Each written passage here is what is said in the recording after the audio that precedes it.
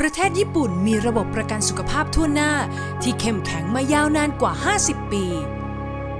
ส่วนประเทศไทยได้รับการยอมรับเป็นต้นแบบของประเทศกำลังพัฒนาที่สามารถจัดระบบหลักประกันสุขภาพทั่วหน้าได้สำเร็จ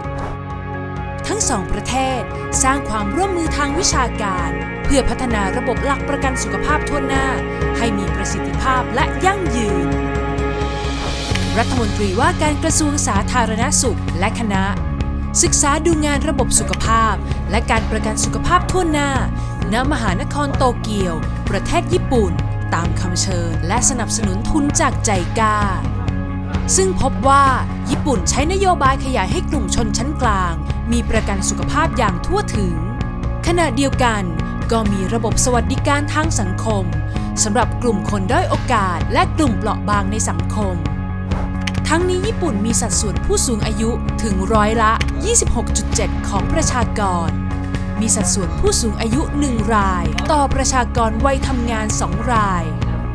สถานพยาบาลในญี่ปุ่นร้อยละ 90 เป็นของเอกชนที่ไม่แสวงหากำไร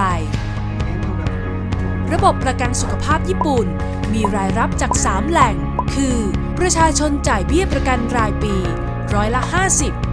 งบประมาณสนับสนุนจากรัฐและองค์กรปกครองส่วนท้องถิ่นร้อยละ 40ผู้ป่วยร่วมจ่ายเมื่อเข้ารับบริการร้อยละ 10คนญี่ปุ่นได้รับสิทธิประโยชน์กว้างขวางเลือกเข้ารับการรักษาที่โรงพยาบาลใดก็ได้คล้ายสวัสดิการข้าราชการของไทยเมื่อผู้ป่วยเข้ารับบริการและมีค่าใช้จ่ายเกิดขึ้นจะมีหน่วยงานกลางตรวจสอบค่ารักษาที่เกินกว่าผู้ป่วยต้องจ่ายเองจะเบิกจากกองทุนหลักประกันสุขภาพส่วนไทยใช้เงินภาษีจากรัฐร้อยละ 80แต่กำหนดหน่วยบริการประจำและเพดานค่าใช้จ่ายเพื่อให้ควบคุมค่าใช้จ่ายได้ปัจจุบันญี่ปุ่นประสบปัญหาค่าใช้จ่ายด้านสุขภาพที่สูงถึงร้อยละ 10.2 ของ GDP มีการใช้บริการผู้ป่วยนอกที่สูงถึง12ครั้งต่อคนต่อปีและการดูแลผู้ป่วยระยะยาวในบ้านพักคนชราซึ่งมีค่าใช้จ่ายสูงมากประสบการณ์ของประเทศไทยที่มีระบบดูแลผู้ป่วยในชุมชนจึงเป็นมุมมองที่น่าสนใจสำหรับญี่ปุ่นนำไปปรับใช้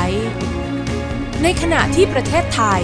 สนใจที่จะนำระบบกำหนดราคากลางค่ารักษาพยาบาลแต่ละรายการของญี่ปุ่นมาปรับใช้กับการดูแลผู้ป่วยในภาวะฉุกเฉิน72ชั่วโมงแรกผลจากการดูงานนี้ทำให้เห็นแนวทางการพัฒนาสู่ความยั่งยืนด้านการคลังสุขภาพประเทศไทยต้องเตรียมตัวสู่สังคมผู้สูงอายุด้วยความร่วมมือจากทุกภาคส่วนนอกจากนี้ญี่ปุ่นและไทยจะร่วมกันนำความรู้และประสบการณ์ช่วยพัฒนาขีดความสามารถให้แก่ประเทศอื่นต่อไป